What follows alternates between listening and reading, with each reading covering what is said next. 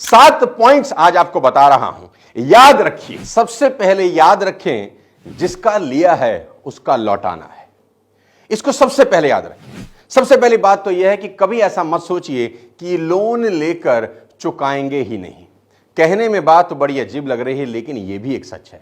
कुछ लोग तो मजबूरी की वजह से लोन नहीं चुका पाते, लेकिन कई लोग कलाकार हैं, शर्म को साइड में रख देते हैं। जिससे कर्ज लिया उसके आगे बहाने बनाएंगे, उसकी 2 बातें सुन लेंगे, फिर उसका फोन उठाना बंद कर देंगे। बैंक से लोन लिया है तो नोटिस से बचेंगे। इनकी इंटेंशन ही नहीं होती कर्ज चुकाने की, बस कमाने का आलस है तो लोन ले लो और ऐसी ही जिंदगी चलाते रहो। इधर का पैसा उधर, उधर का पैसा इधर।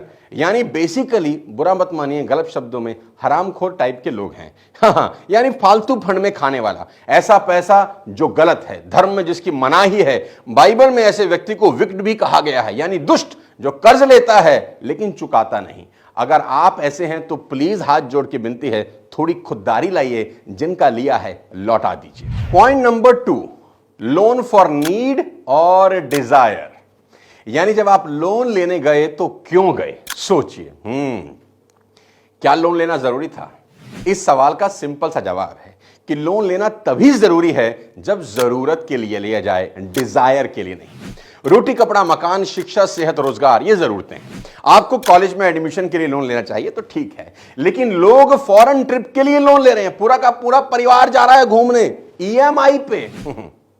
महंगे आईफोन के लिए लोन ले रहे हैं। सैलरी 30,000 की और हाथ में आईफोन 14 प्रो चाहिए। मुझे तो समझ में नहीं आता कि ये हो क्या रहा है। मैं नहीं कह रहा कि ख्वाहिशें नहीं होनी चाहिए, लेकिन ख्वाहिशों के लिए लोन कभी नहीं लेना चाहिए, मेहनत करनी चाहिए। आपको 10,000 15,000 रुपए के फोन की जरूरत है, लेकिन 1 लाख का फोन आपकी ख्वाहिश है। मैं नहीं कह रहा ख्वाहिशें मत पालिए, लेकिन दोस्त मेहनत करके ख्वाहिश पूरी करिए, ईएमआई से नहीं। इसी तरह 6-7 लाख रुपए की कार एक जरूरत है, लेकिन 40 लाख रुपए की फॉर्च्यूनर एक ख्वाहिश है। ख्वाहिशें पूरी करिए, लेकिन मेहनत करके। पॉइंट नंबर 3, कैंची उठाएं और अभी के अभी अपने सभी क्रेडिट कार्ड को काट दें। ये मेरी पर्सनल सजेशन है। मैंने उठाई कैंची, मैंने निकाला अपना क्रेडिट कार्ड और अपने हाथ से इसको काट दें, ऐसे जैसे मैं काट रहा हूं। ऐसे ऐसे ऐसे ऐसे ऐसे काट दें। क्रेडिट कार्ड का इस्तेमाल ही मत करिए। अगर अभी भी इस्तेमाल कर रहे हैं तो सबसे पहले क्रेडिट कार्ड का जो डेब्ट है उससे बाहर निकलिए। जितना जल्दी हो सकता है उतना जल्दी निकलिए। याद रखें, सर पर अननेसेसरी कर्ज नहीं रखना, चाहे कुछ भी हो जाए। साथ ही साथ फर्जी लोन ऐप और अनलाइसेंस्ड प्राइवेट मनी लेंडर से कई कोस की दूरी बना लें। कुछ हो जाए, इनसे उधार नहीं लेना, मतलब नहीं लेना। और ये लोग अगर आपको परेशान कर रहे हैं तो सबसे पहले अपने घर में इसकी जानकारी दें। डरिए मत, क्योंकि ये लोग आपके डर का ही फायदा उठा रहे हैं। अपने घर वालों से कभी कुछ ना छुपाएं। गलती हो गई, एक्सेप्ट कर लीजिए। आपके घर वाले आपके सबसे बड़े वेल विशर हैं। और अगर जिनसे कर्ज लिया वो ज्यादा ही टॉर्चर करने लगे तो अपने पास के पुलिस स्टेशन में कंप्लेंट करें। जीवन से बढ़कर कुछ नहीं होता दोस्त। गलत फैसला कभी ना लें, क्योंकि लोग कभी कभी टॉर्चर सहकर सुसाइड तक कर लेते हैं। ऐसा कभी ना करें। अपने परिवार को बिठाकर बता दें सारी की सारी बात, टेंशन खत्म हो जाएगी। पॉइंट नंबर 4 आपको बता देता हूं। बैंक लोन लेते हुए यह देखिए कि लोन आपकी सैलरी का एक मेजर हिस्सा तो नहीं खा रहा। अगर आपकी कमाई का एक बहुत बड़ा भाग लोन की ईएमआई में जा रहा हो तो ऐसा लोन कभी न लें। और आपको कभी कोई हेल्थ इमरजेंसी हो जाए तो उसके लिए एक कंटीजेंसी फंड जरूर बनाएं। बच्चों की हायर एजुकेशन के लिए और अपनी रिटायरमेंट के लिए भी सेविंग करना बहुत ज्यादा जरूरी है। यह नहीं होना चाहिए कि हर महीने सैलरी आई, प्रॉफिट आया और खत्म हो गया। कई सालों के बाद भी कोई सेविंग नहीं। बचाने की आदत डालें, कर्ज की शायद जरूरत ही ना पड़े। सैलरी या प्रॉफिट जैसे ही हो उसका एक निश्चित परसेंटेज 10% और 15% तुरंत एक दूसरे अकाउंट में ट्रांसफर कर दें, जिसको कभी हाथ ना लगाएं। आप देखेंगे कुछ सालों के बाद आपके पास एक अच्छा खासा फंड होगा। पॉइंट नंबर 5, इंपल्सिव बाइंग से हमेशा बचें।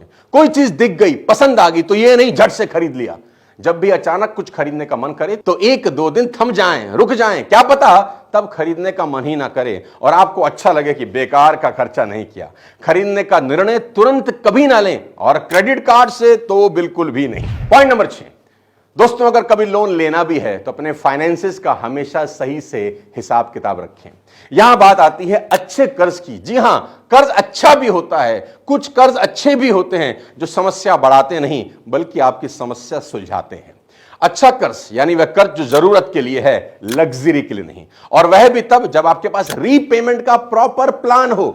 एग्जाम्पल, आपने एक प्रॉपर्टी खरीदनी है, आपको एक असेट बनाना है जिसके लिए आपको चाहिए होम लोन, और आपको यकीन है कि जितना इंटरेस्ट मैं पे करूंगा प्रॉपर्टी का वैल्यू एप्रिसिएशन उससे कहीं ज्यादा होगा, तो जरूर लीजिए। अगर आपको अपना बिजनेस एक्सपेंड करना है और आपको यकीन है कि बिजनेस बढ़ने से मैं आराम से इंटरेस्ट और मूल पैसा चुका दूंगा, तो जरूर लीजिए। अगर अपने बच्चों की हायर एजुकेशन के लिए लोन लेना है, जरूर लीजिए। कुछ दाग अच्छे भी होते हैं। पॉइंट नंबर 7, सबसे आखिरी में, बहुत ध्यान से सुनिए। लोन आपको केवल फाइनेंशियली हर्ट नहीं करता बल्कि यह आपकी लाइफ पर एक बहुत मेजर इंपैक्ट डाल सकता है। आपकी मेंटल हेल्थ से लेकर आपकी लाइफ के डिसीजंस तक। कई लोग हैं जो जॉब के 6-7 साल में सेविंग करते हैं और फिर अपना पैशन परस्यू करने के लिए जॉब छोड़ देते हैं, लेकिन जो इंसान डेब्ट ट्रैप में फंसा हुआ है वह जॉब छोड़ ही नहीं सकता।